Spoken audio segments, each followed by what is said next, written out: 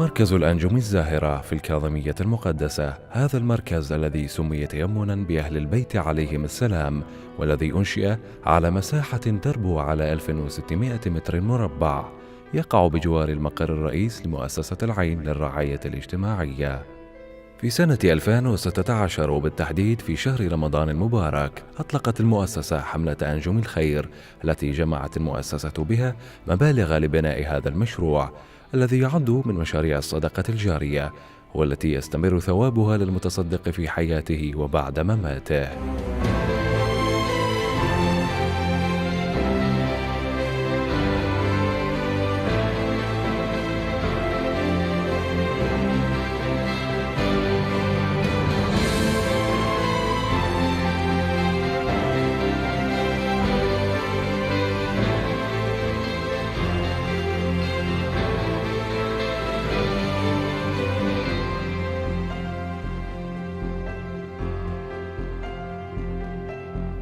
بني هذا المشروع وفق مخططات هندسية محكمة وبكوادر متميزة وبواقع 5 طوابق، حيث يحتوي على شقين أساسيين، وهما مركز التأهيل النفسي ومركز التدريب المهني.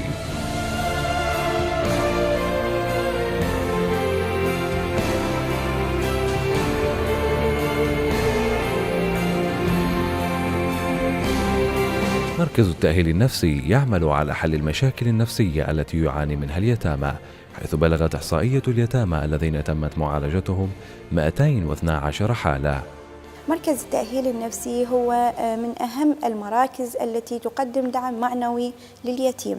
كثير من الأيتام يعانون من حالات نفسية بسبب الأحداث اللي مر بها اليتيم منذ وفاة الأب، والظروف الاجتماعية والظروف المادية السيئة، جميعها الظروف اللي تحيط باليتيم وممكن أنه تسبب له مشكلة نفسية. بالإضافة إلى الجلسات النفسية، هناك دعم معنوي لليتيم. الدعم المعنوي يتضمن برامج داعمة طبعا، هي تتضمن السفرات الترفيهية، المسابقات، الهدايا التي تقدم للأيتام بين الحين والآخر، كلها تعتبر هي برامج داعمة لليتيم تساعد اليتيم على تطبيق خطوات البرنامج العلاجي اللي هو البرنامج السلوكي المعرفي. بالإضافة إلى هذا كله، اهتمت واعتنت مؤسسة العين على توفير قاعات ألعاب ضمن مواصفات معينة لليتيم. الجانب المعنوي هو ضروري ومهم جدا، لذلك اهتمت المؤسسة بتوفير أفضل قاعات ألعاب للذكور وللإناث.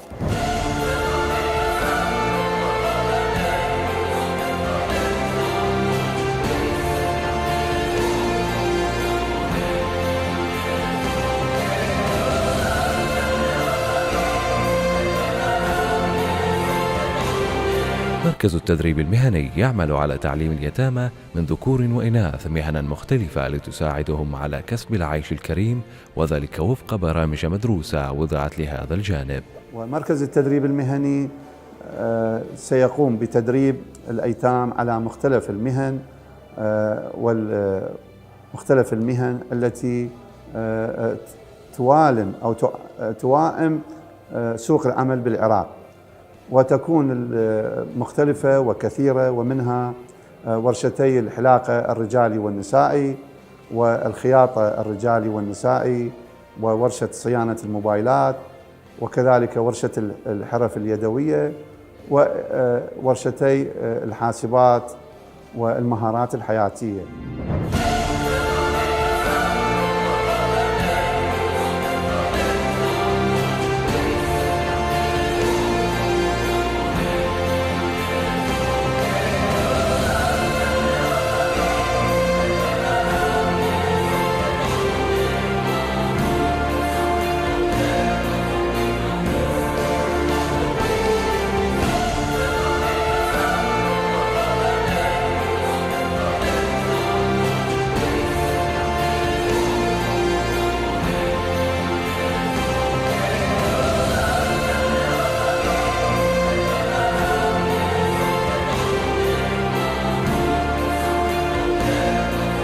يأتي هذا المشروع ضمن سلسلة مشاريع المؤسسة التي وضعتها خدمة لليتامى، حيثما برحت المؤسسة من الانتهاء من إكمال وضع البرامج المدروسة لهذا المركز والشروع للعمل به خدمة لليتامى. قامت المؤسسة بوضع برامج أخرى ضمن مركز حكايتي الذي يعمل على بناء شخصية اليتيم وزرع الثقة في نفسه وخلق البيئة الإبداعية لديه، مع تطوير مهاراته ليكون من الشخصيات البارزة في المجتمع ليعتمد في المستقبل على نفسه، ولا سيما يتامى ذوي الشهداء في بناء عراقنا الجريح.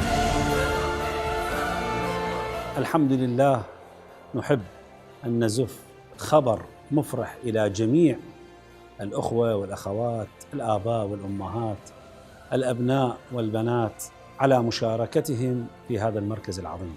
مركز الأنجم الزاهرة الحمد لله بدأ يمارس مهامه وقد أنجز تماما والحمد لله، وجميع مشاركاتكم كانت في هذا المركز قد أتت أكلها والحمد لله.